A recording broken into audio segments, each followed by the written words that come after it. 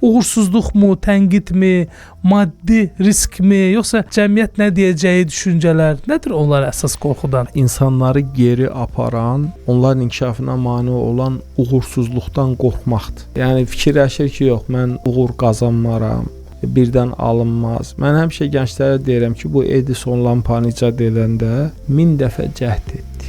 Bəzən biz bir dəfə cəhd edirik, yox, alınmadı. 2 dəfə cəhd edirik, alınmadı. Çox az sayda insan 2 dəfə, 3 dəfə cəhd edir. Əlbəttə ki, həyat belədir ki, birdən-birə nail olmaq çətin məsələdir. Sənin uğursuzluğun da olacaq. Adam ömrünü həsr etdiyi laboratoriyası yanır.